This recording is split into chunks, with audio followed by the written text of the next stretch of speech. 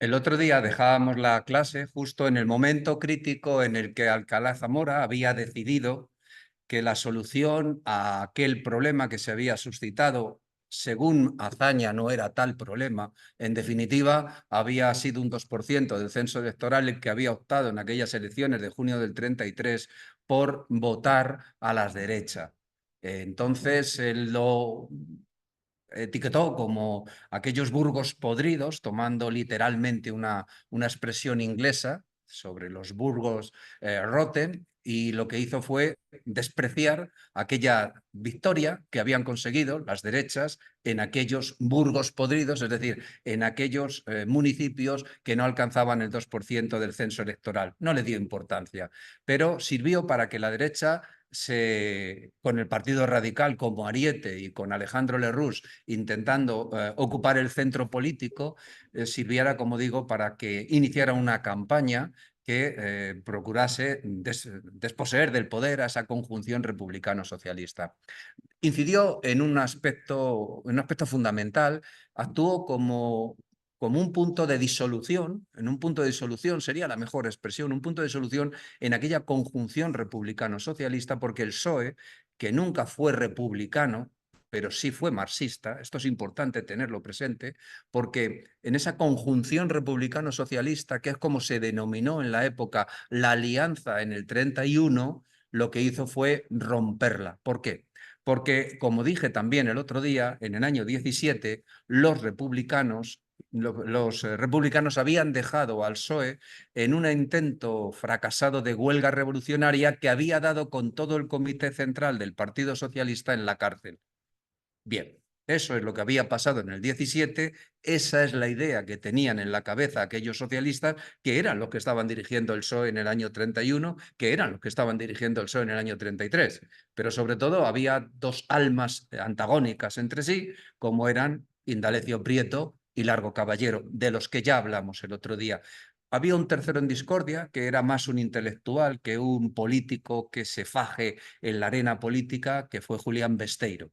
Bueno, dicho todo esto, y teniendo en cuenta que había habido una unión de las derechas que estaban forzando una alianza estratégica para alcanzar el poder, teniendo en cuenta que la ley electoral de la República, y esto es importante tenerlo muy presente, y ahora que estamos intentando, por parte de algunos, redescubrir la pólvora y contándonos unas cosas y otros lo contrario, sin llegar a entrar en lo importante, porque lo importante no les importa, lo que les importa es crear una serie de discursos ideológicos ajenos a la realidad de los hechos, y lo que estamos tratando de explicar aquí son esos hechos. Entonces decía que es muy importante tener presente la ley electoral de la Segunda República, que primaba las alianzas. Y si aquello favoreció a la izquierda en el 31, aquello va a perjudicar a la izquierda en el 33 por la razón explicada. Porque Largo Caballero fagocita el PSOE en perjuicio de Indalecio Prieto, más flexible, más político, más maximalista, menos maximalista, y en definitiva lo que hace es que encastilla las posiciones ideológicas del PSOE. Bien, vamos a tratar todos estos puntos, no os asustéis, los vamos a pasar lo suficientemente tocados como para comprenderlos, y como pasaré las diapositivas podréis verlos con mayor detalle. Pero fijaros bien en el epígrafe primero, que dice las elecciones de noviembre del 33, el tiempo del Partido Radical. Y mirad el subtítulo que le he dado, la derecha coaligada y la izquierda desunida. Y ahora iros al final y veréis que hay en el último de los subepígrafes la izquierda coaligada, Frente Popular, y la derecha desunida. Aquello, y ya lo voy adelantando, que le dio la victoria a la derecha en el 33, y que la izquierda va a aprender, y lo dice Azaña en un mitin en Santander, clarividente, porque piden cambiar la ley electoral y él dice, no, no la vamos a cambiar. Nos perjudicó en el 33. Vayamos coaligados en el 36, en el Frente Popular. Por tanto, fijaros qué paradoja. Si a la derecha la coalición que se forja en torno a la CEDA. Le da el triunfo por mayoría simple en las elecciones del año 33, no van a ser capaces de mantener esa unidad política, electoral, y va a dar el triunfo a quien sí supo aprender del error y se coaligó en el Frente Popular. Bueno, vayamos desarrollando todos estos epígrafes que están aquí contemplados. Alcalá Zamora no le dio la llave del gobierno a Gil Robles, a pesar de que dentro de la CEDA había ganado por mayoría simple las elecciones del 33, porque la CEDA, como veis ahí, era una agrupación en octubre del 33, creada ex profeso para esas elecciones, donde se daban cita cedistas, es decir, gente que estaba en la órbita de Acción Popular, el partido posibilista que dirige Gil Robles, el partido posibilista que dirige Gil Robles, los agrarios, que eran aquellos grupos políticos del que estaba integrado por los terratenientes, que tenían mucho que ganar si había una contrarreforma agraria, porque mucho que perder tuvieron con la reforma agraria del primer bienio 31-33 de la República, monárquicos y tradicionalistas carlistas. Su objetivo era revisar la Constitución y la legislación reformista y, como antes he dicho, lo relativo al apartado de la religión por parte de los posibilistas, cedistas y, desde luego, por parte de los terratenientes, la parte relativa a la reforma agraria. Amnistiar a los reos de aquella sanjurjada, aquel golpe de Estado fracasado de agosto del 32, del 12 de agosto del 32. Había una calle en Madrid, la recordaréis, que comunicaba la Castellana con la Puerta de Alcalá y se llamaba Héroes del 10 de agosto. No creo que se siga llamando Héroes del 10 de agosto. No lo creo, porque alude a este fracasado golpe de Estado de Sanjurjo. El 15 de octubre del 33 es la presentación en Madrid en el Cine Monumental de esta coalición. Octubre del 33. Va a salir en una diapositiva siguiente. Pero ha ganado las elecciones Hitler en el 33 y ha puesto en marcha, como hemos explicado en la clase que correspondió en su momento, hablar de Alemania, el ascenso del nazismo. Ha puesto en marcha toda una política que está desmontando la República de Weimar. Recordadlo. Entonces, en octubre del 33 se presenta esta coalición y en declaraciones al ABC, Gil Robles dice: el Parlamento, cuando llegue el momento, o se somete o desaparece. La democracia será un medio, pero no un fin. No tenemos prisa. Alto y claro. Alto y claro. ¿Qué es lo que dice Miguel Maura? Que, como dije el otro día y vuelvo a reiterar, nada sospechoso de marxista, un monárquico alfonsino, hijo de Antonio Maura, presidente del gobierno en el gobierno de Alfonso XIII, en el reinado de Alfonso XIII. Lo que unía a la derecha era el ansia de derrotar al socialismo, el odio al socialismo y, en algunos casos, el miedo al socialismo. Y aquí tenéis una fotografía del mitin de Gil Robles en el Monumental Cinema.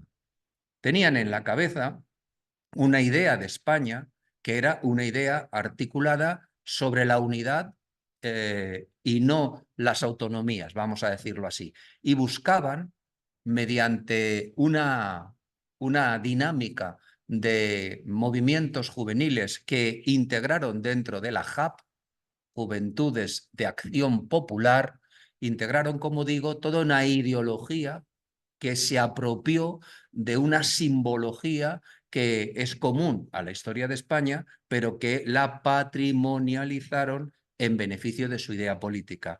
Y por eso se apropiaron conceptualmente y simbólicamente de la Cruz de los Ángeles, la ofrendada por el rey de Asturias, Alfonso II el Casto, en el 808, el uso de lugares destacados de los topoi comunes de nuestra historia pasada, como es el Escorial, Covadonga o Santiago de Compostela. Y ahí tenéis fotografías de aquellos momentos. Y Para muestra, un botón. Aquí tenéis a la derecha la cruz de Los Ángeles y a la izquierda el emblema de Acción Popular, el partido integrado por la opción que lideraba Gil Robles y que patrocinaba ideológicamente el Vaticano, la acción posibilista. Y como antes he dicho, tenían muy claro lo que estaba pasando en el resto de Europa, lo que estaba pasando con el ascenso del nazismo. Y aquí tenéis la imagen significativa del día en que se reunió el Reichswehr, en el que Hitler explicó, señores, a los socialdemócratas, al SPD alemán, vuestro tiempo ha pasado, no son palabras literales, estoy tratando de recordarlas, ahora es el tiempo de Alemania. Pues lo tenían presente. Y al Congreso Nazi de Nuremberg del 33, en ese congreso estuvo presente Gil Robles. Por tanto, la simbología y la ideología dimanada de ese potente movimiento que estaba poniendo patas arriba la Alemania de la República de Weimar estaba muy presente en la simbología y en la ideología de la derecha española de aquel entonces. En ese momento en que ha ganado la CEDA las elecciones con mayoría simple, pero la CEDA no ha jurado lealtad a la República, porque recordad que son católicos accidentalistas o posibilistas y el artículo 26 de la Constitución de la Segunda República dice alto y claro que el Estado es laico, lo explicamos el otro día, obviamente no podían jurar lealtad a una Constitución que negaba la cualidad de la religiosidad del Estado, pero querían llegar a tener el control del poder para desde el poder cambiar la legislación si eso era posible, o la propia Constitución si las circunstancias así lo permitieran. Así que las presiones que estaba recibiendo Alcalá Zamora para que nombrara jefe de gobierno eran muchas. Por la derecha había ganado las elecciones Gil Robles. Había un segundo partido que se arrogaba para sí el espectro político del centro, que era el Partido Republicano Radical, para entendernos, Lerroux, el Partido Radical. Claro, decir que es de centro el Partido Radical, Nigel Townsend, en un libro os pasaré la bibliografía, que publicó hace unos 5 o 7 años, no recuerdo exactamente, habla del centro derecha español, y en ese centro sitúa a Lerroux. Pero es difícil entender que el Partido Radical fuese un partido de centro. No digo que no hubiera gente que se sintiera equidistante de los extremos, ni lo digo ni lo niego, pero ciertamente era un partido que se caracterizaba por su orientación republicano de izquierdas. Vamos a dejarlo ahí. Luego estaban los republicanos burgueses, entiéndase. Fijaros lo que estaban pidiendo.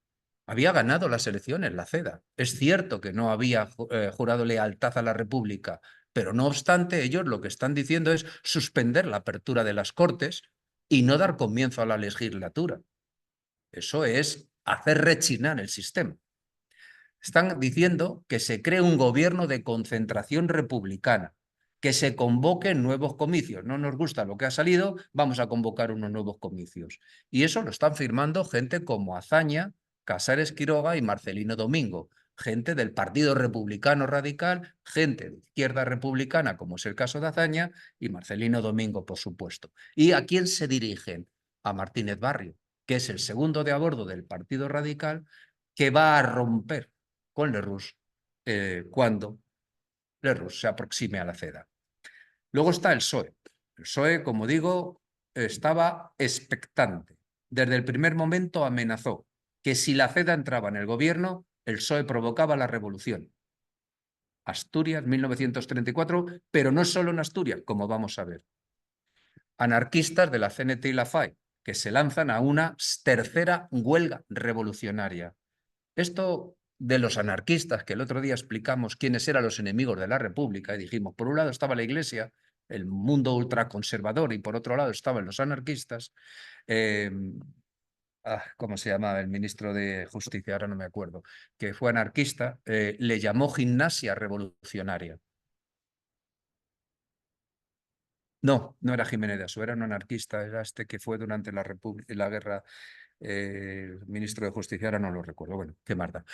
Este señor, que era un dirigente anarquista, acuñó un término que se llamaba gimnasia revolucionaria. Y por eso también Casas Viejas en enero del 33. Por eso, porque no creen en la República burguesa y le están poniendo desde el primer momento todo tipo de dificultades para que se consolide una república burguesa, porque son enemigos del Estado, porque no quieren saber nada del Estado y menos de una república que ha llegado desde la perspectiva de los intelectuales y la burguesía. Así que una tercera huelga revolucionaria que se había dado en el 33. Y en la derecha, como antes he dicho, pues estaban todos estos grupos que eran una agrupación de intereses ideológicos y les unía más lo que tenían en contra de los enemigos que lo que podía formar parte de su espectro ideológico propiamente dicho. Accidentalistas, las JAP, los agrarios, los tradicionalistas y los alfonsinos, donde destacaban dos personas, el uno por ser, los dos eran intelectuales, pero sobre todo el primero, Ramiro de Maeztu. El segundo es Pedro Sáenz Rodríguez. Hablaremos de Pedro Sáenz Rodríguez.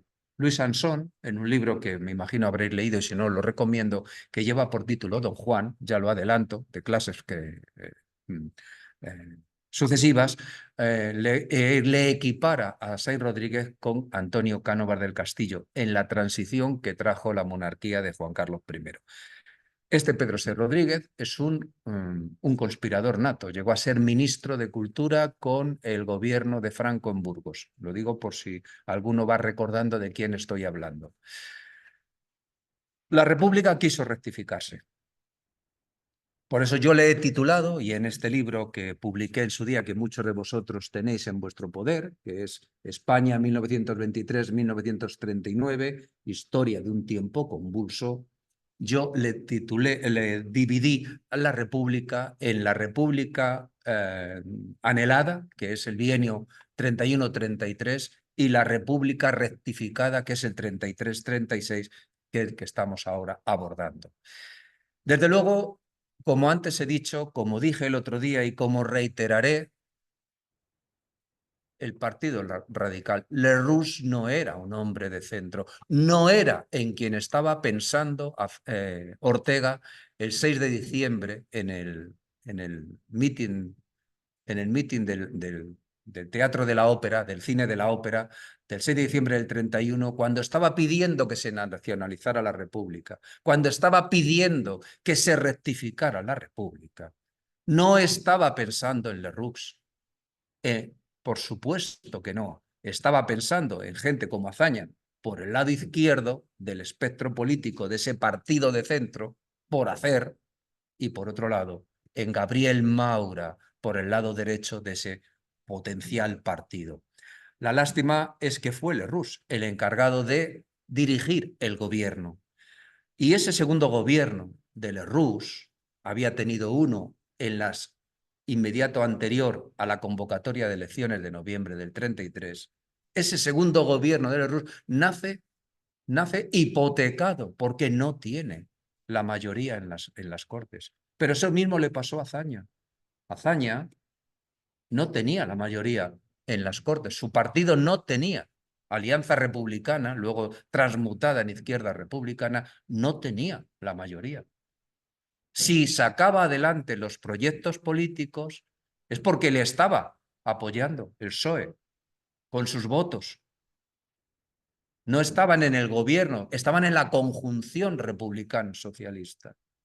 Pues aquí, para que Lerroux pueda sacar adelante su programa político, necesita que los votos de la CEDA le sean favorables en las Cortes. Por tanto, nace hipotecado porque en la medida en que la CEDA apriete, el Partido Radical se va a resentir y eso va a ir pasando durante el 34 y ya veréis en el 35. Así que en este segundo gobierno, que tiene almas muy disonantes. Por un lado está Clara Campoamor, de la que el otro día os hablé, de un libro que merece la pena ser leído porque son sus memorias publicadas en Suiza, que llevan por título La Revolución Española vista por una republicana, que ya os he comentado que tuvo que irse de España porque las milicias la perseguían, pero que huyó en un barco donde había falangistas que pretendieron también arrojarla por la borda. Por tanto, en esas dos Españas enfrentadas a muerte, a exterminarse, no es una cuestión de buenos y de malos. Los dos bandos fueron a exterminar al contrario. Gente de centro, como Clara Campoamor, entre otros tantos, se tuvo que ir de España. Bueno, decía, por tanto, que lo que estaba pretendiendo Lerroux era revertir una parte del programa político que se había llevado a cabo en el bienio 31-33. Y por eso también encontraba el apoyo de la CEDA, como era la suspensión de la Ley de Confesiones y Congregaciones de junio del 33, o, por ejemplo, el inicio de gestiones para un nuevo concordato. Si el Estado es laico, un nuevo concordato encaja mal. Bueno, ya hablaremos del concordato del 53 y Franco. El 4 de abril del 34, el Estado pagaría, se aprueba que el Estado pagase 2/3 del sueldo desde 1931 a los sacerdotes de pequeños pueblos. Casanova, Julián Casanova, dice que tuvo efectos que lo que pretendía era descongelar los efectos más anticlericales de la legislación vigente, y volvieron de nuevo las procesiones, los rosarios que se daban antes y que habían sido prohibidos por esta ley del año 33 de confesiones y congregaciones. Madariaga es muy sarcástico. Madariaga, como bien sabéis, hay un libro que se titula España, que supongo que lo habréis leído y si no os lo recomiendo. Es un actor que vive los hechos, fue ministro en el gobierno del Partido Radical, ministro de Estado, es decir, de Asuntos Exteriores, fue embajador de España en la Sociedad de Naciones. Madariaga, fijaros lo que dice, es muy sarcástico y invoca la oración del gitano. Oh Señor, no te pido dinero, solo te pido que me pongas donde lo hay. Y añade, sustitúyase gitano por poder, y la oración define a la Iglesia. Y aquí tenéis el gobierno de Lerroux, aquí. Aquí tenéis al presidente de la República, don Niceto Alcalá Zamora, aquí tenéis a Lerroux y por aquí a Martínez Barrio. Martínez Barrio rechazaba el pacto con la CEDA, era masón.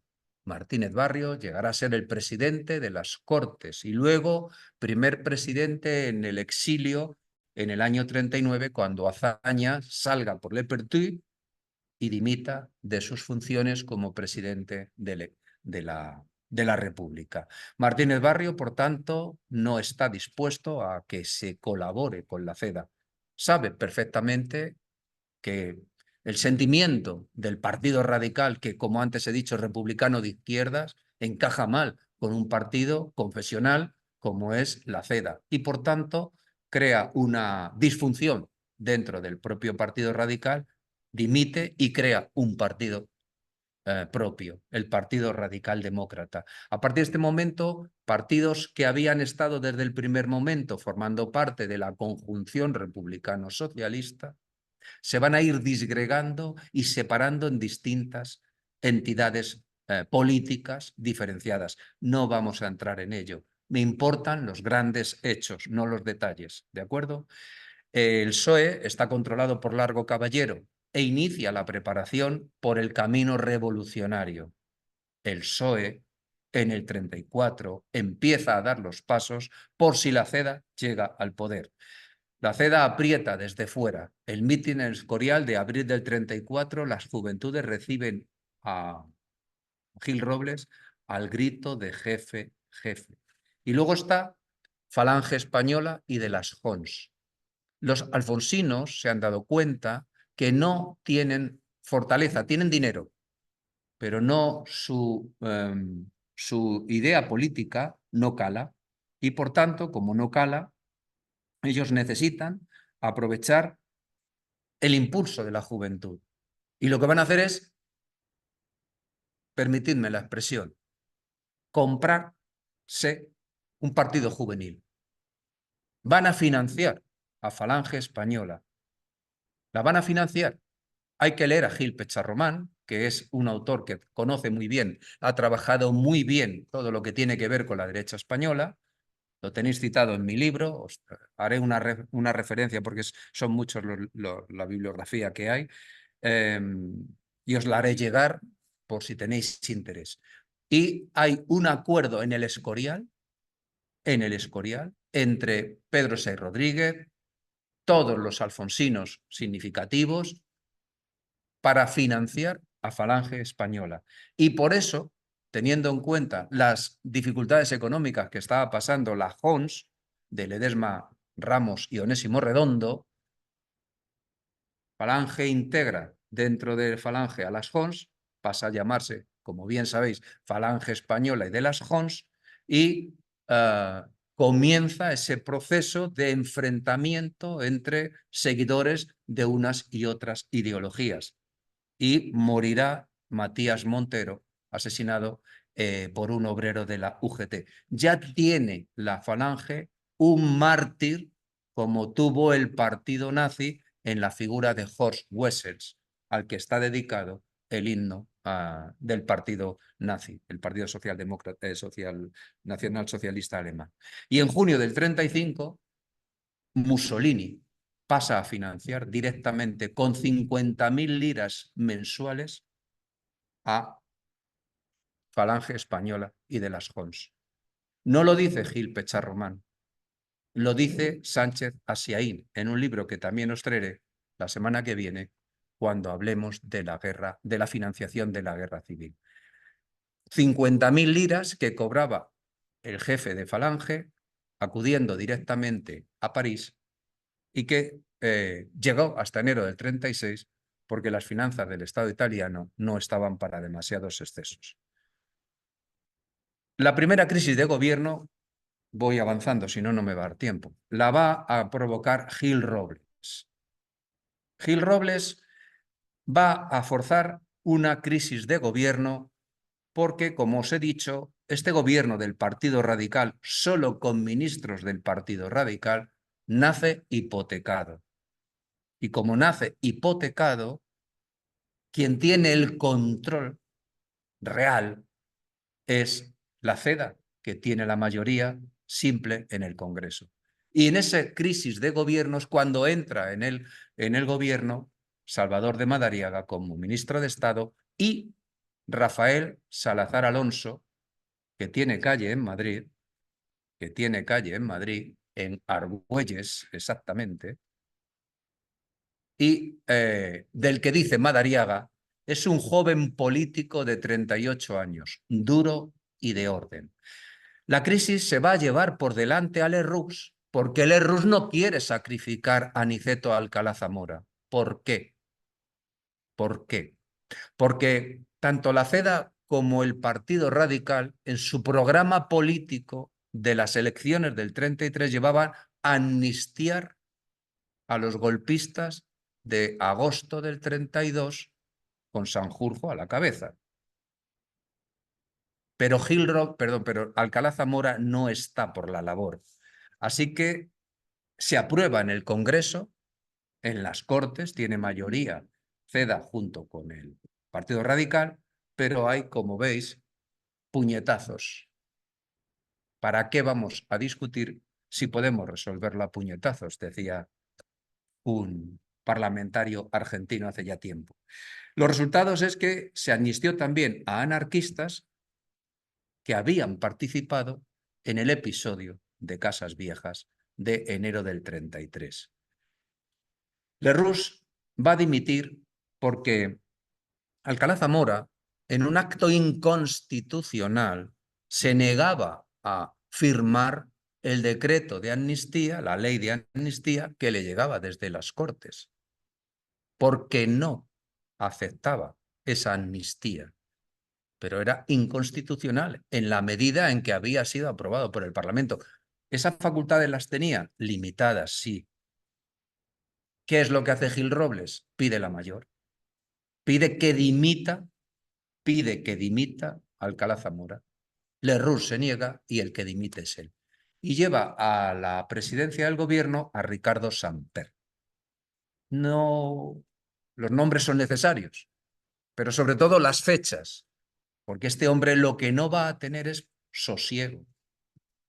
Es que es de abril 29 al 4 de octubre y las cosas se van a ir complicando. Salazar Alonso sigue como ministro de Gobernación, perdón, y se inician los pasos para ir hacia un concordato. El ministro de Estado ya no es Madariaga, pasa a ser Pita Romero y se le da una doble cualidad, ministro de Estado y embajador ante el Vaticano. Imaginaos el significado. Ministro de Asuntos Exteriores y a su vez embajador en el Vaticano. Es el que va a negociar precisamente el concordato con la Santa Sede. Seré muy... no entraré en todos los detalles, lo tenéis ahí explicado. Los socialistas tienen un sindicato de la tierra. Está la UGT, cierto, pero está un sindicato específico para la tierra, para los trabajadores de la tierra, para los jornaleros. Lo han creado específicamente con intención de competir por ese nicho de mercado sindical, permitidmelo de mercado entrecomillado, frente a la CNT, que es quien tenía la inmensa mayoría de los afiliados jornaleros. No solo, pero sí, el campo le pertenecía a la CNT, sobre todo. Pero desde Largo Caballero, como ministro de Trabajo, se va a impulsar el sindicato Federación Nacional de Trabajadores de la Tierra. Y van a ir a una huelga no revolucionaria, en junio del 34. Largo Caballero es contrario a que eso se lleve a efecto. Largo Caballero ya controla el sindicato y el partido. El sindicato y el partido en detrimento de Indalecio Prieto. Insisto mucho en estas dos almas, porque cuando se produzca la revolución de 1934, Largo Caballero estará en la cárcel e Indalecio Prieto en el exilio en París. Y eso va a posibilitar ese posibilismo, esa aplicación de la cintura política que caracterizaba a Indalecio Prieto, que llegue a un acuerdo con el PSOE, con Azaña, y se presenten coaligados en el Frente Popular. Pero en este momento es Largo Caballero quien controla el partido y el sindicato. Y ha maximalizado la postura intransigente del PSOE. Si entran ministros de la CEDA en el poder, el PSOE llegará a la revolución.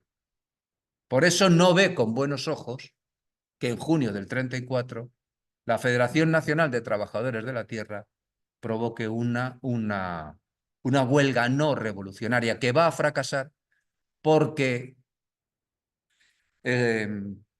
Salazar Alonso, ministro de la Gobernación, se va a mostrar duro e intransigente con el mantenimiento del orden público.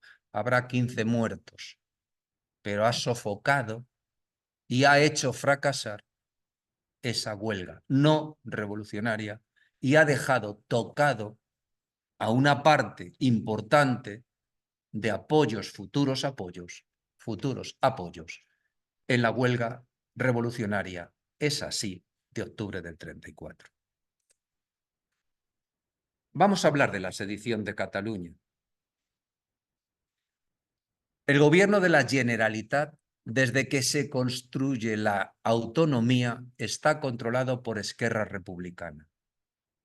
Esquerra fue una coalición armada deprisa y corriendo para las elecciones de junio del 31.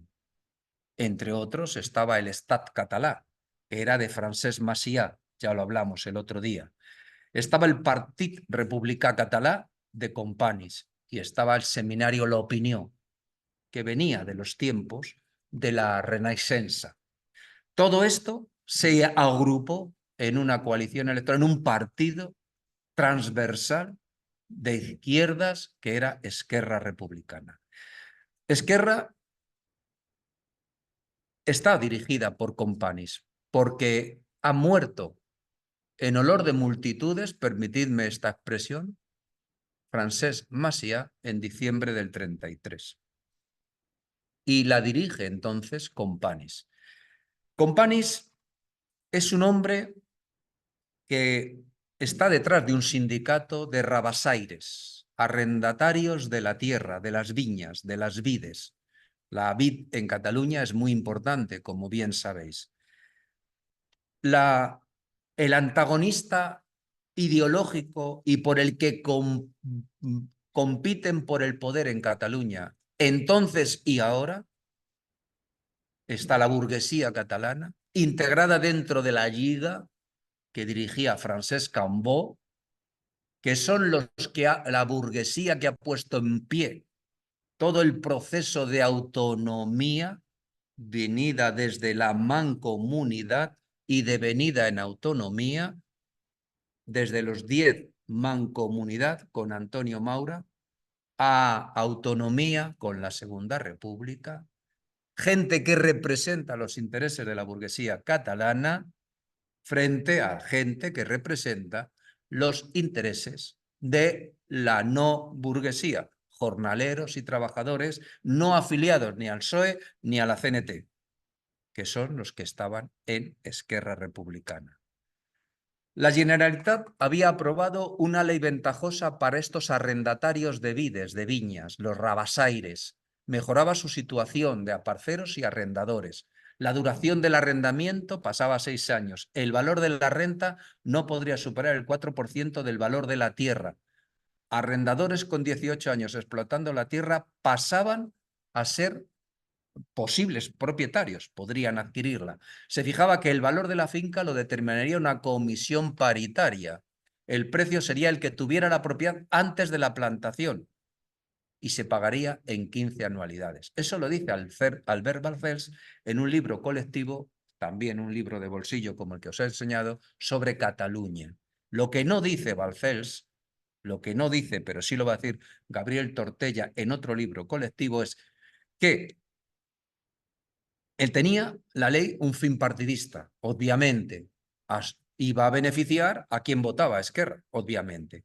Beneficiaba a 70.000 payeses que podrían convertirse en propietarios y eso lo explica Gabriel Tortella en un trabajo colectivo que lleva por título Cataluña en España. Una ley así perjudicaba a los propietarios porque la inmensa mayoría de la casuística estaba contemplada dentro de estos arrendatarios o rabasaires. Así que lo que van a hacer es pedir que se declare inconstitucional la ley. Se va a acudir por parte de estos propietarios al Tribunal de Garantías Constitucionales, el Tribunal Constitucional de la Segunda República, que falló por 13 votos a favor y 10 en contra, que era inconstitucional, pero a pesar de ser inconstitucional, así declarado por el Tribunal de Garantías Constitucionales, la Generalitat lo incumplió. Por tanto, lo que hizo fue tratar de poner en play esa ley. En el verano del 34, las cosas se están empezando a precipitar. El Congreso está cerrado por vacaciones.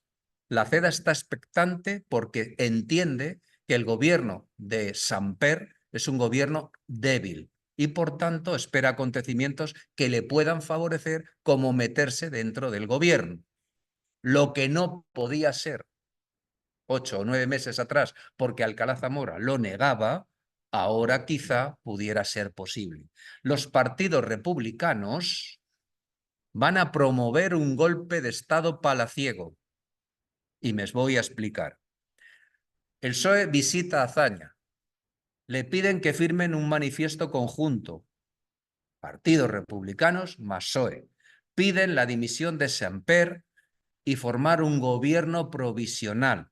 Y simultáneamente Martínez Barrio que formó parte del gobierno de Lerroux, pero que dimitió por disenso con Lerroux, sondeaba a don Niceto Alcalá Zamora. Mientras tanto, la CEDA aprieta en la calle. En septiembre del 34, en Covadonga, hay una concentración de la Juventud de Acción Popular.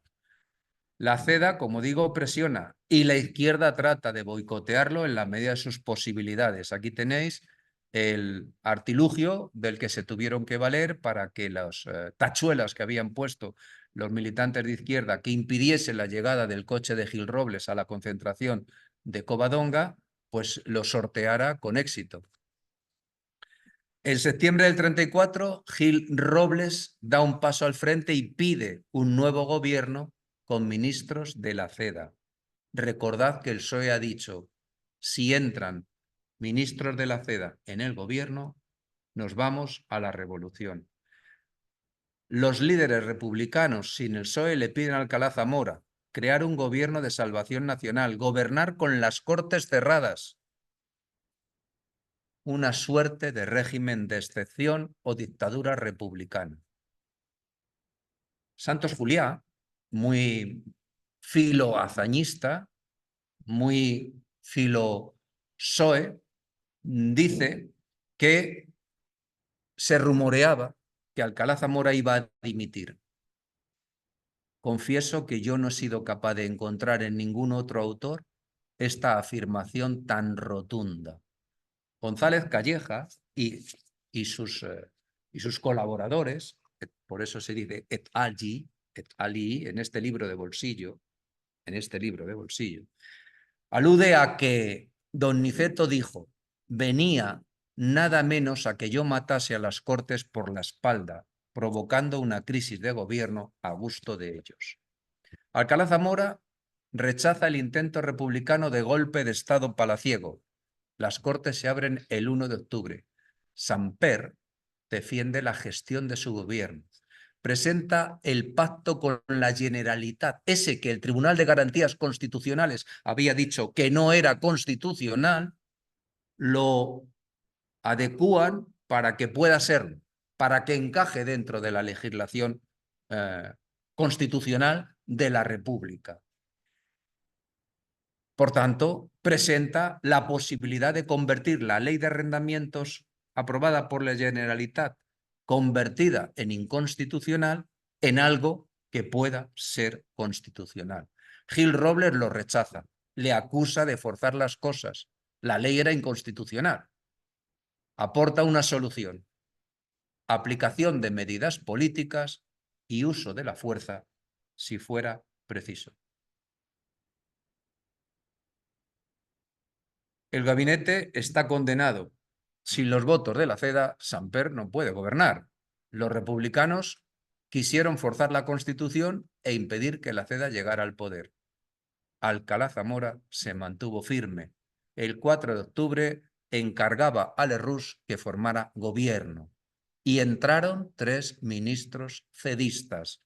Jiménez Fernández, un señor que luego va a ser perseguido por el régimen franquista, era un hombre católico, catedrático en la Universidad de Sevilla, vamos a hablar de él un poco después, que creía y participaba del concepto de la doctrina social de la Iglesia dimanada desde el Vaticano.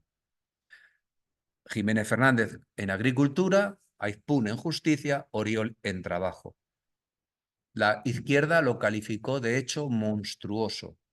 El PSOE declaró la huelga revolucionaria para la madrugada del 5. Companys en Barcelona dará los pasos que os voy a contar.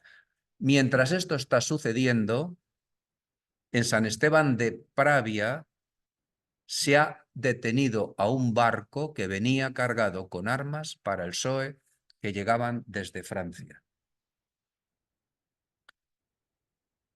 La madrugada del 5 se producen en España 2 hechos simultáneos: la sedición de la Generalitat y la Revolución Socialista. El 4 de octubre, Companys avisa a Alcalá Zamora de las consecuencias de si la CEDA llega al poder, los pasos que puede dar. El 4. El 5, Esquerra acusa a Zamora, Alcalá Zamora, justifica la rebelión y se declara la huelga. Huelga que la CNT no apoya, mayoritaria en Cataluña, en Barcelona concretamente. El día 6 de octubre, a las 20 horas, Companys proclama la República Catalana dentro de la República Federal Española. El día anterior, The New York Herald, en su edición de París, habla del presidente de la Tercera República. De la Tercera República. Y le llama Manuel Azaña. Azaña está en Barcelona en este momento. Y Azaña ha ido al entierro del que fue ministro de Hacienda suyo, un catalán, Nicolau d'Olwer. Todo esto en estos días. Metedlo en una costelera y agitarlo. El día 6, como digo, Companys proclama la República Catalana dentro de la República Federal Española y se arroga todos los poderes del Estado. Le pide al general Batet, capitán general, que se ponga a sus órdenes, porque él representa al Estado. Batet declara el estado de guerra y envía una fuerza para detener a Companys. Los que conocéis Barcelona sabéis que estas imágenes son la plaza de Sant Jaume, que están Ayuntamiento y Diputación o Generalitat frente por frente. ¿Hay alguna resistencia? Porque estas fuerzas catalanistas tienen unas milicias que son los escamots, que son una milicia de tipo fascista. Aquí los tenéis desfilando en la avenida que llega al Palacio de Montjuïc. Se producen enfrentamientos, decenas de muertos y heridos, y 10 horas después, Companys y parte de su gobierno son detenidos. Hay un artículo que yo lo tengo publicado en mi blog que me pareció magnífico, de Agustí Calvet, que era el director de La Vanguardia entonces, y os recomiendo el artículo y si creéis oportuno leer mi entrada en el blog, que él tituló, y yo hice mío la entrada en el blog, Cataluña enferma. La Revolución de Asturias. Hay que leer muchos libros, pero este que os he traído están escritos por 3 periodistas que fueron contemporáneos de los hechos. De los 3, a mí el que más me gusta, porque además estuvo en Asturias en cuanto pudo entrar, Josep Pla. Josep Pla.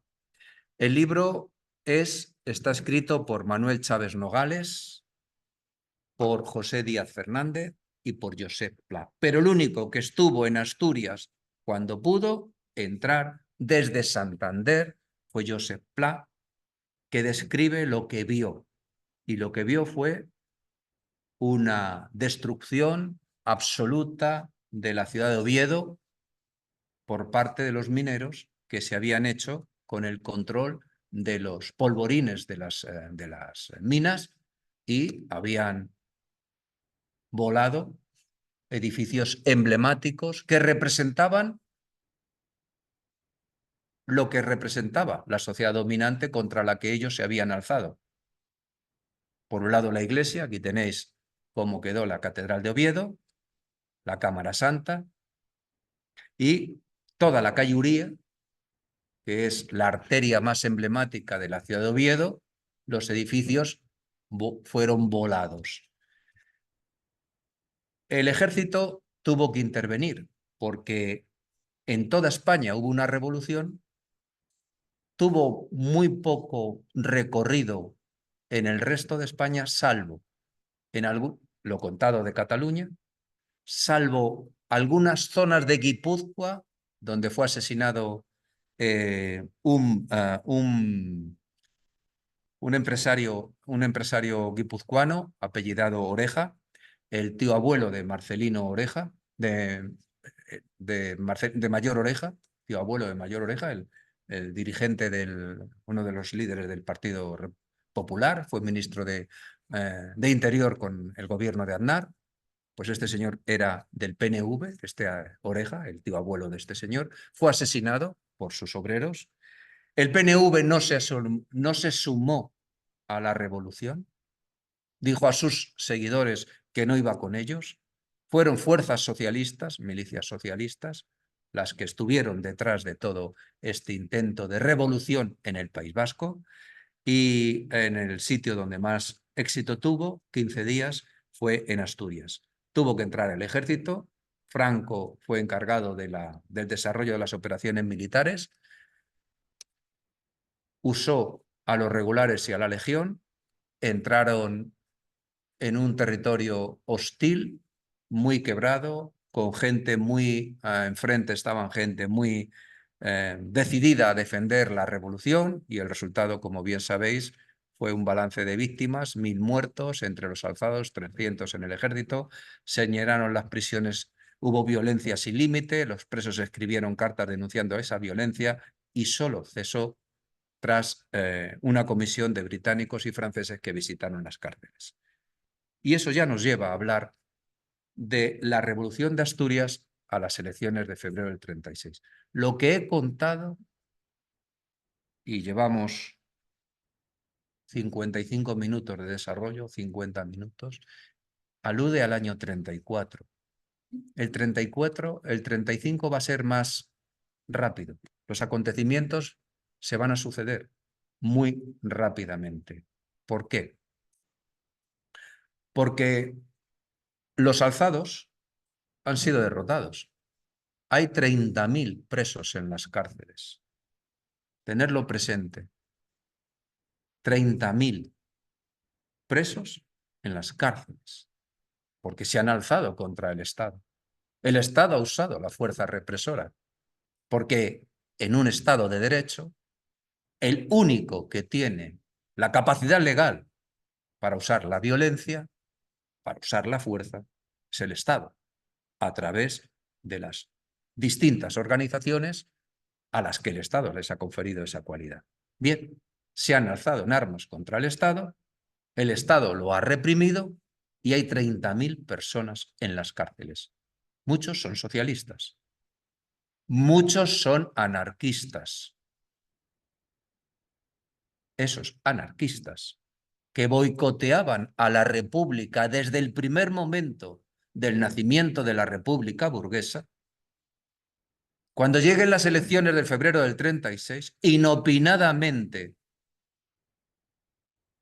en perjuicio de los cálculos que hará, todavía no lo he contado, lo estoy adelantando, estoy presentando esta sección que viene a continuación, los cálculos que va a hacer Alcalá Zamora, que no puede actuar en política, pero que no deja de actuar en política, porque él es el presidente de la República y, por tanto, árbitro, nunca actor significativo en el duelo político, que se va a valer de un presidente del gobierno ad hoc Portela Valladares, no van a contar con los anarquistas. Nunca han participado en las elecciones. Siempre han dicho que los anarquistas no tienen que votar.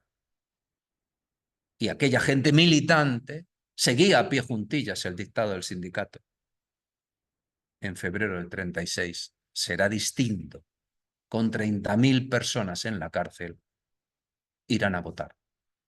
Y cambiarán el sentido del voto y del gobierno resultante.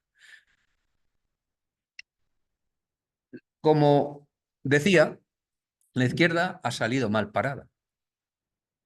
El PSOE tiene a sus cuadros dirigentes y muchos militantes en la cárcel. Largo Caballero está en prisión.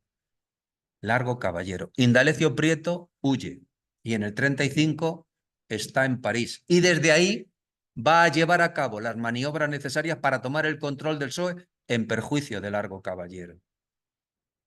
Os he dicho la semana pasada y esta también que había dos almas dentro del PSOE enfrentadas, Francisco Largo Caballero e Indalecio Prieto. Los obreros, como antes he dicho, miles, fueron los damnificados por este alzamiento.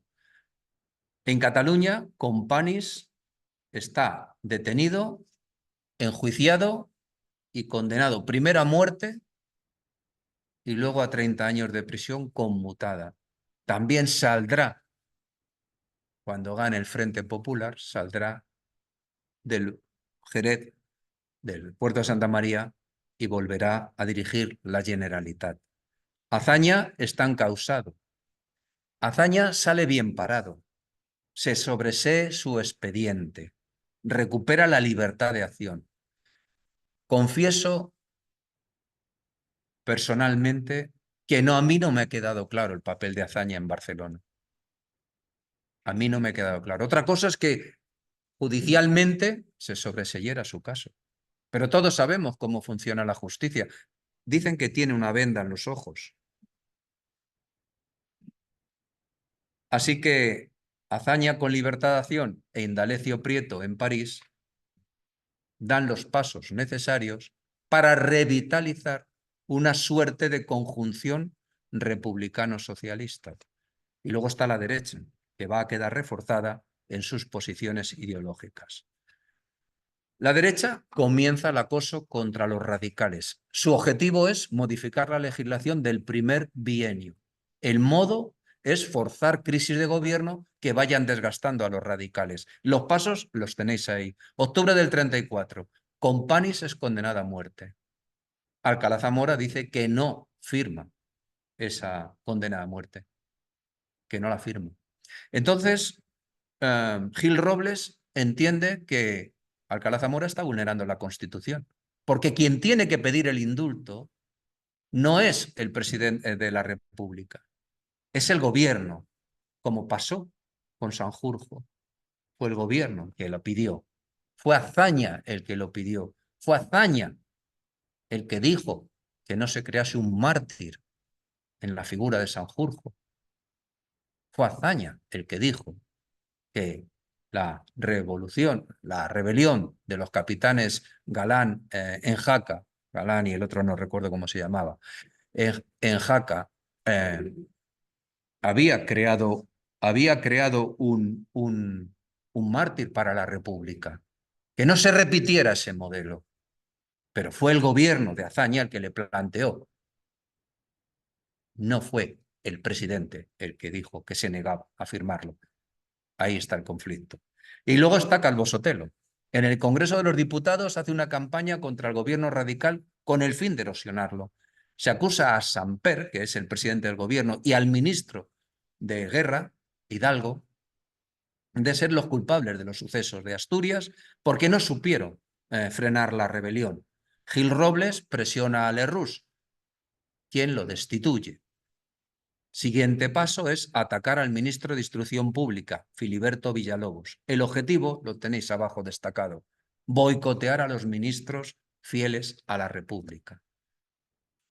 En abril del 35 se trata de conmutar la pena de muerte a 29 condenados por los tribunales militares, entre ellos el dirigente socialista Ramón González. Hay una división, ministros de la CEDA y del Partido Agrario son partidarios de que se aplique esa pena de muerte. Los radicales están en contra.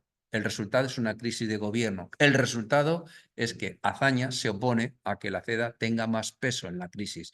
Pero la JAP, que es el ariete juvenil de esta derecha, está pidiendo esas palabras que en ese momento hoy no tienen tanto significado para nosotros, pero en ese momento sí tienen mucho significado. Están diciendo jefe, jefe, están diciendo yuche, están diciendo Jael, están pidiendo un caudillo, le están presentando como un caudillo. Así que en mayo del 35 hay un nuevo gobierno.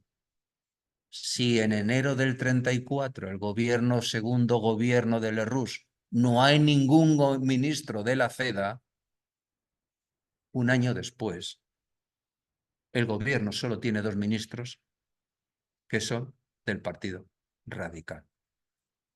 Lerroux, 3 ministros y 2 más. Gil Robles el ministro de la Guerra y comienza una remodelación del ministerio para situar a hombres claves en puestos claves, hombres que le sean afines, por supuesto. Se legisla a favor de los votantes, de los patronos. El ministro de Trabajo, Oriol, endurece las condiciones de la huelga y trata de ilegalizar a los sindicatos. Jiménez Fernández, del que ya os he hablado, catedrático de Sevilla, un hombre luego perseguido por el franquismo, no perseguido políticamente, pero sí vigilado, este hombre que defendía la doctrina social de la Iglesia va como ministro de Agricultura a tomar decisiones. Por ejemplo, la ley de yunteros del año 32 la defiende, la mantiene, porque va a permitir a los jornaleros extremeños el latifundio, decía Severino Aznar, un, un agrarista de principios de siglo, se disuelve con el agua. Ayer estuvimos hablando del valor añadido que da el regadío. Ayer, en la clase de climatología, os acordáis, ¿verdad? Severino Aznar decía que el latifundio se disuelve con el agua. Por tanto, en el latifundio, cuando todavía no había estos planes de desarrollo hidrológico como el Plan Badajoz y similar, lo que había eran grandes fincas de secano. Y esta ley de yunteros que se aprueba en el 32 la va a mantener Jiménez Fernández, pero eso perjudica a los patronos, evidentemente. Luego la ley de arrendamientos rústicos del 31 la va a mantener también, pero eso le va a generar una fuerte oposición dentro de su propio partido, al que él, Jiménez Fernández, los denomina como los conservaduros. Jiménez Fernández, a sus enemigos políticos dentro de su partido, a estos que están en contra de estas decisiones que él adopta, porque entiende que es necesario legislar a favor de los jornaleros, les va a llamar conservaduros.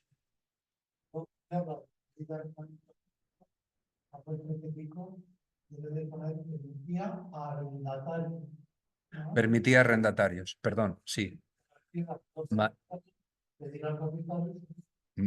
Un matiz oportuno. Gracias, Juanma. Efectivamente, donde dice permitía arrendador, permitía arrendatarios, la tierra, que tuvieran la tierra con 12 años de arrendamiento, pedirla, lo mismo que la ley de Rabasaires, que de las que hemos hablado antes. Gracias por el apunte. Rectificaré la diapositiva. Fue cesado, como veis, y en su lugar pusieron a Nicasio Velayos, que en realidad no se puede decir que hiciera una reforma. Lo que llevó a cabo es una contrarreforma agraria.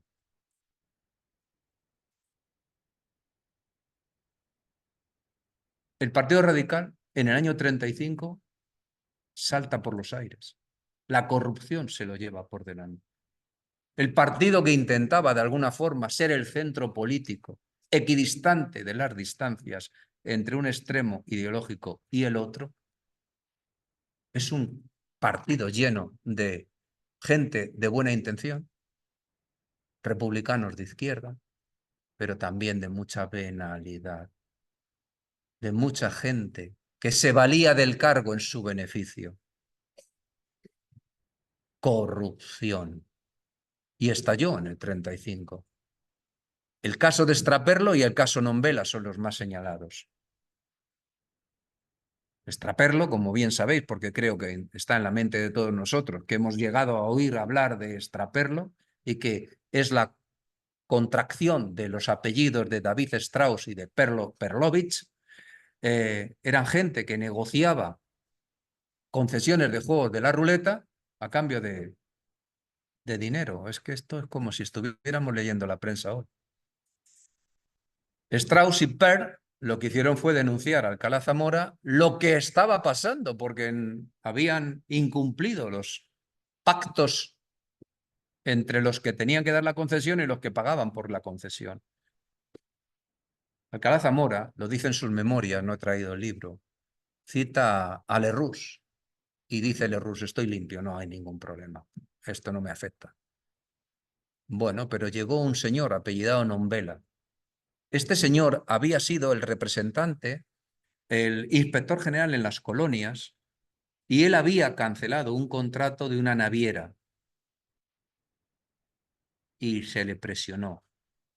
Cuando él regresó, fue destituido por aquellas actuaciones que él tuvo en beneficio del erario público y en perjuicio de estos que estaban detrás de estas concesiones de esta línea marítima a Guinea. Él, cuando llega y denuncia todo lo que pasa, pues el Partido Radical explotó. Ya no tenía recorrido. Así que tiene unas consecuencias tremendas. Vamos a centrarnos en la segunda parte de la diapositiva. ¿Qué puede hacer Alcalá Zamora? Es el jefe, el presidente de la República. El gobierno está, el Partido Radical está en descomposición absoluta. La CEDA tiene mayoría en el Congreso y en el... ¿Le da a Gil Robles el cargo de presidente del gobierno? Gil Robles, que representa un partido que no reconoce la legalidad republicana, o intenta crear un partido ad hoc ex novo valiéndose de Portela Valladares, al que nombra presidente del gobierno y que desde el aparato del Estado cree, iba a decir una UCD, pero no sé por qué, quería decir un partido exprofeso, y que se presente a las elecciones, opta por lo segundo. Opta por lo segundo. ¿Es constitucional no darle el control del gobierno a Gil Robles? Bueno, lo cierto es que la decisión va a tener muchas consecuencias políticas.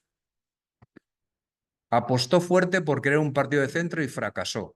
Dejó a España sin el colchón que representaba el centro. No supo actuar de cortafuego. Al perder la presidencia se desestabilizó aún más el panorama político. Jurídicas, acabó siendo destituido por las Cortes.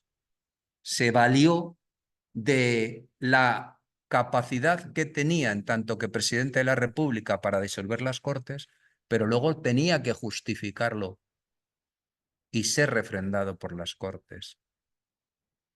Y tenía un límite de actuación. Y actuó así en el 33 de noviembre y actuó así en diciembre del 35.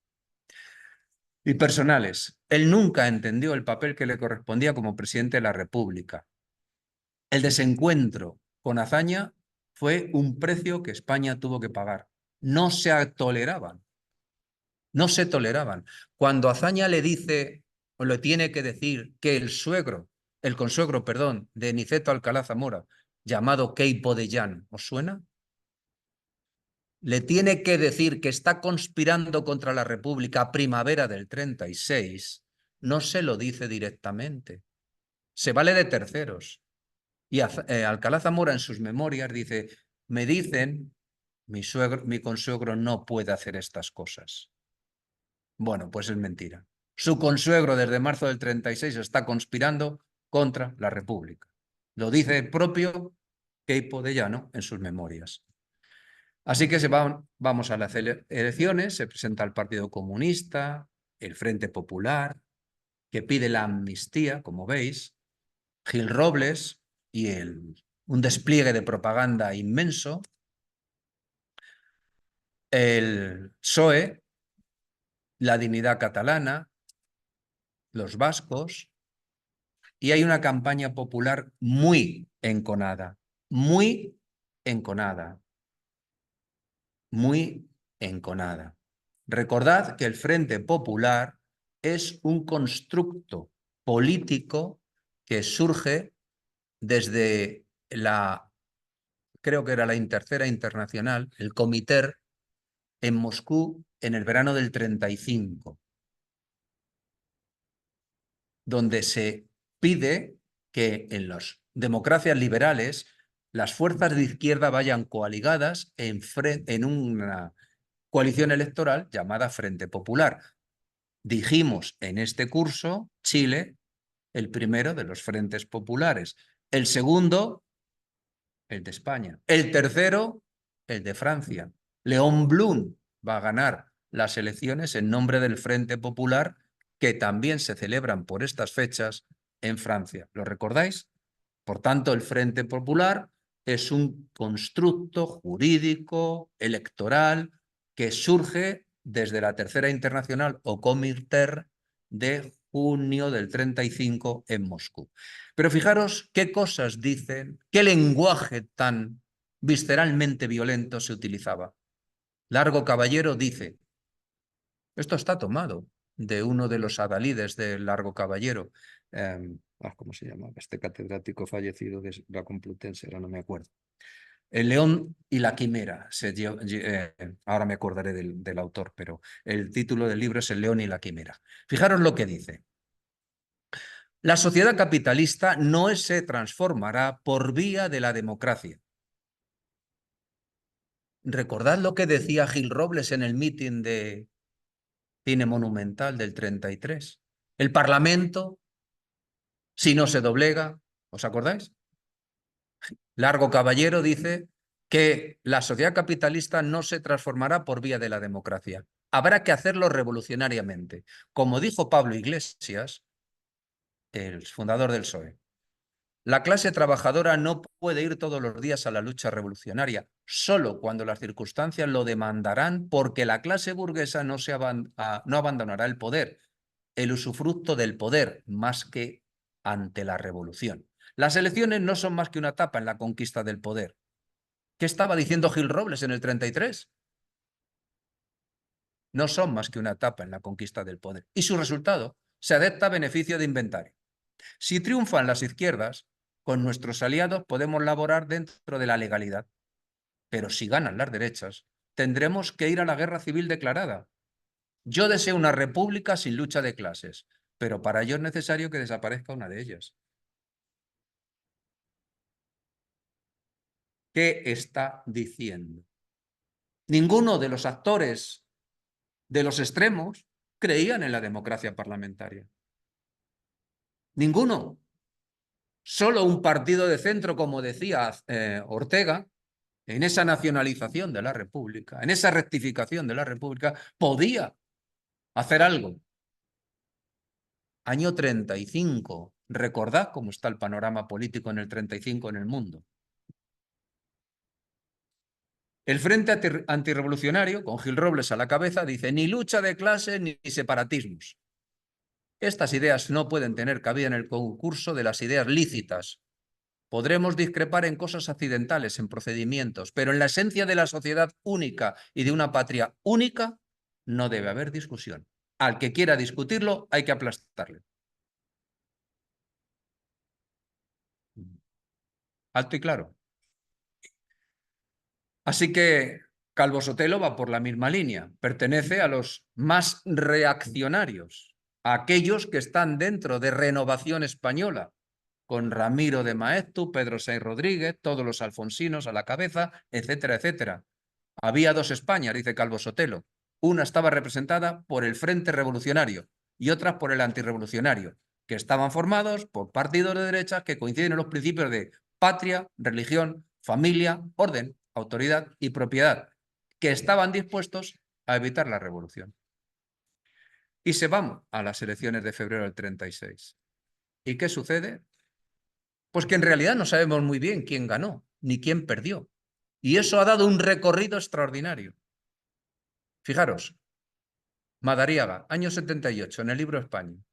Dice, ahí lo tenéis, Frente Popular, elecciones a Cortes, diputados, 277 para el Frente Popular, 132 a la derecha, al centro 32.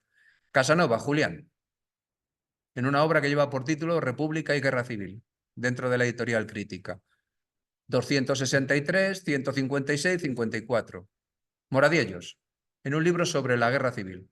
Pues aquí tenéis, 278, 124, en millones de votos, pues también lo tenéis. Ferrari Ojeda. González Calleja, en este libro colectivo, tantas veces citado en esta clase. Lo cierto es que las candidaturas de izquierda van a triunfar en sitios altamente concienciados ideológicamente, pero sobre todo quitar la cuenca de Asturias, mineros, quitar toda la zona de Cataluña, donde está también Esquerra, donde hay latifundio, porque en Castilla la Vieja, ahora llamada Castilla y León, aunque los de León no quieren ni hablar de Castilla, de eso ya hablaremos en otro momento, ¿quiénes triunfan? Las derechas. Porque hay mucho minifundista, pero ya hablaremos también de ello. Así que no fue nada fácil proclamar los resultados de los comicios, porque había ciudades, porque a final de la tarde se presentaron los anarquistas, que como he anunciado en diapositivas antecedentes, nunca, nunca, nunca habían ido a votar. Pero tenían miles de seguidores en las cárceles. Luego, si votaba, si ganaba el Frente Popular, que llevaba en su programa la amnistía, por tanto, antes de que se cerraran los colegios, y de manera concertada el sindicato dijo a sus afiliados que fueran a votar. Cambiaron el sentido del voto. Con ello no contaba Alcalá Zamora ni Portela Valladares. No contaban con esos votos y por eso montaron ese artificio de partido con intención de crear un partido de centro desde el poder. El resultado es que enseguida la gente se va a echar a la calle y va a proclamar el triunfo del Frente Popular. Alcalá Zamora, por la noche, dice que la opción que él contaba es tener 120 diputados, porque no contaban que se presentaran los anarquistas. Por tanto, todo el mundo se quedó petrificado. Todo el mundo que no votase Frente Popular.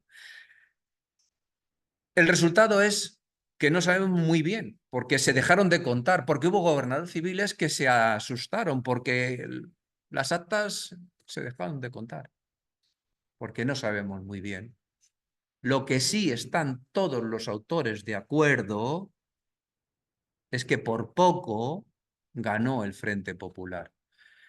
Los días 17 al 19 de febrero son definidos por Azaña como la crónica de 2 días, que Santos Juliá habla de situación revolucionaria. Seré breve, me quedan 10 minutos. Pido un esfuerzo más de concentración. Comprendo que no es fácil seguir lo que estoy contando, pero estoy intentando ser lo más elocuente y pedagógico posible. Bien.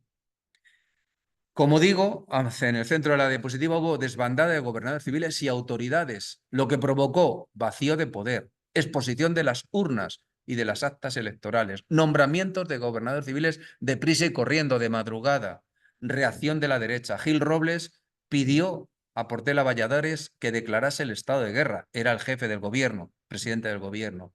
Dice que le apoya Franco, jefe del Estado Mayor. Portela, asustado, a las 4:20 de la mañana llama a Alcalá Zamora. Lo dice Alcalá Zamora en sus memorias. Le indica lo que sucede. No le dice que le está acompañando Gil Robles y le pide permiso para declarar estado de guerra. Alcalá Zamora lo niega. Mientras tanto, Franco está con el ministro de la Guerra y le pide que presione a su vez a Portela Valladares. Como digo, Alcalá Zamora a la 1 convoca a la reunión de gobierno y Portela se asusta. Ve a los manifestantes caminar hacia la cárcel Modelo, donde hoy se levanta el cuartel general del Ejército del Aire. Ahí estaba la cárcel Modelo. ¿Qué sucede? Lo que sucede es que Alcalá Zamora niega la declaración del estado de guerra. Portela Valladares está en pánico. Está en pánico. Está presionado por esa derecha que le está pidiendo que se declare el estado de guerra. Alcalá Zamora lo rechaza. Así que todo el mundo empieza a percatarse que la posición de las dos Españas está muy enconada. Si sirve de ejemplo, la singularidad de Guadarrama, que la conozco suficientemente bien porque la tengo estudiada, puedo decir que en marzo del 36,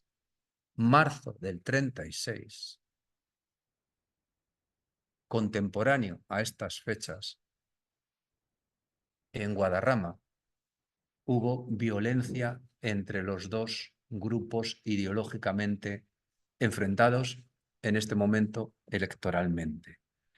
Si eso sirve como extrapolable, y Guadarrama no deja de ser un pequeño laboratorio perfectamente extrapolable al resto de España, me temo que esto que está aquí pasando es real. Lo dice Queipo de Llano en un viaje que hace con intención de sublevar Andalucía, y dice: la mirada de los obreros y los campesinos ya no era la misma. Lo dice en sus memorias. La situación personal de Portela: es un hombre superado, derrumbado. Su única obsesión es dimitir. Hubo un último intento por parte de Gil Robles para que declarase el estado de guerra. Tiene una entrevista a las 8:30 en una cuneta de la carretera de Chamartín. Lo dice Gil Robles. Nada le hizo cambiar de opinión. Alcalá Zamora, bien a su pasar, llamó a Azaña, que formó gobierno en febrero del 36. ¿Qué le pasaba a Portela? La izquierda se manifestaba, y cometía actos de violencia exigiendo la amnistía. Coaccionaba a los patronos mediante paros para la readmisión de los despedidos. Intimidaba en la calle, reforzaba su posición movilizando gente en la calle, lo dice Salvador Moradiellos. La derecha está asustada. Gil Robles pide declarar estado de guerra y no entregar el poder. ¿Qué temía Portela? Contesta Azaña: teme a lo que puedan hacer las masas victoriosas. Entre otras cosas, teme que tomen por asalto las casas de los ayuntamientos, cuyos concejales están suspendidos desde octubre del 34. Añadiendo Azaña: se le advirtió hace un mes, cuando estaban montando su artilugio electoral, que pensara en el día de después de las elecciones, qué podía ocurrir en pueblos donde ganara el Frente Popular y los ayuntamientos estuvieran suspendidos por orden gubernativa. Hoy se ha encontrado con esa realidad. La solución: huir. Madariaga habla de la espantada de Portela. Teme un golpe de Estado. Aquí Madariaga sigue al coronel Casado en un libro que llevó por título, lo publicó en Londres en el 39, que llevó por título Los últimos días de Madrid. Está publicado en inglés. ¿Qué le pasaba a Portela? Franco se dirige a los generales Pozas de la Guardia Civil y Núñez de Prado. Le pide que sus unidades estén preparadas. No secundan su petición. El 19 de febrero se produce un último intento. Gil Robles, ya comentado, en esa cuneta en Chamartín. Portela Valladares está siendo presionado. Gil Robles, Franco. ¿Qué opiniones merecen a determinados autores consultados estos hechos? Julián Casanova dice: si Franco no dio el golpe de Estado es porque la conjura estaba inmadura. Paul Preston dice: los días 17 al 19 se estuvo muy cerca del golpe de Estado. Moradiellos: fue la primera intentona golpista. Autores: Gil Robles y el ejecutor Franco. Y Ferrari Ojeda: similar opinión a Moradiellos. Conclusión: leed a Madariaga en su libro España, por favor. Leed a Madariaga, porque siempre está en la pista correcta, vivió, fue un actor de los hechos. Todo presente en la obra del coronel Casado, que ya he comentado. Conclusión: Portela se asustó, temió que el golpe de Estado desatara una confrontación con los manifestantes que habían ocupado la calle. Y Alcalá Zamora no le cupo otra. A su pesar, llamó a Azaña al gobierno. Hizo una ronda, un paripé. Azaña lo dice muy claro. Llamó a Palacio, pero Martínez Barrio y Azaña se habían puesto de acuerdo porque sabían que eran las únicas opciones que tenía Alcalá Zamora. Y Martínez Barrio, cuando fue llamado por Azaña, por Alcalá Zamora para ser posible formar a gobierno, él ya le había dicho a Azaña que declinaría esa responsabilidad. Por tanto, no le cupo otra. Nombró a Azaña presidente del gobierno. Y fijaros lo que dice Azaña.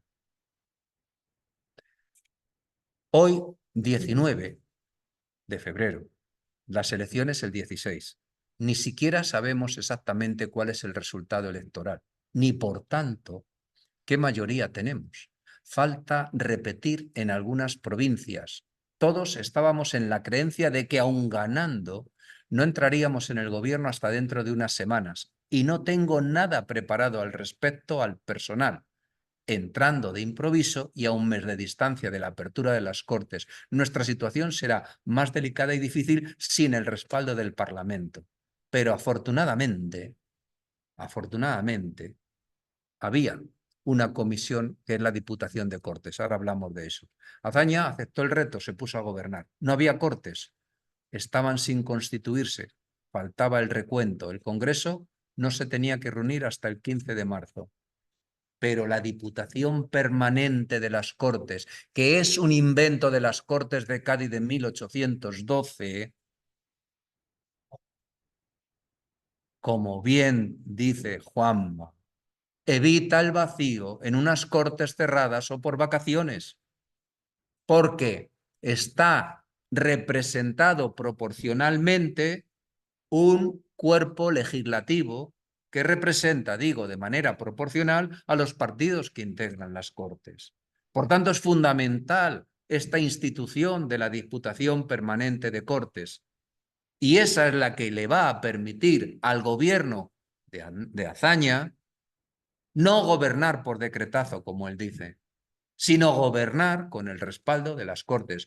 Un respaldo en el que cuenta con el apoyo de ese ministro de Agricultura de la CEDA, que fue expulsado del gobierno por sus propios partidarios correligionarios, a los que llamaba conservaduros, Manuel Jiménez Fernández.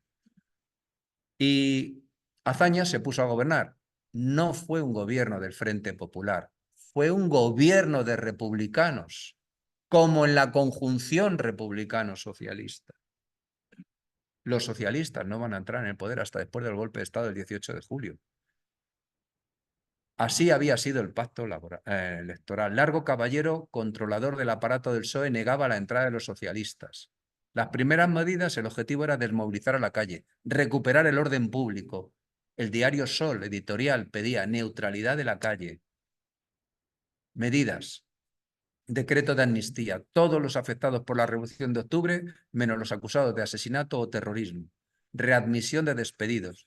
Militares poco afectos trasladados a destinos alejados. A Franco a Canarias, a Godet a Baleares y Mola a Marruecos. Marzo, primeras reuniones para el golpe de Estado. Seguid aquí las memorias de Queipo de Llano. Lo dice él en sus memorias. Marzo del 36. Empiezan las primeras conspiraciones que se materializarán en el golpe de Estado del 18 de julio del 36. Medidas sociales. Recuperar la legislación laboral del primer bienio. Fuerte pugna entre la CNT y la UGT por el liderazgo político. Huelgas y alteraciones laborales de tipo local o sectorial. Situación en el campo. Desesperada. El ministro de Agricultura, Ruiz Funes, trata de aplicar medidas para calmar los ánimos. El 15 de marzo del 36, en la provincia de Badajoz, invasión masiva de los campos por jornaleros. 6:15. Decir en este momento que empieza la conspiración y que el próximo día hablaremos de la guerra incivil.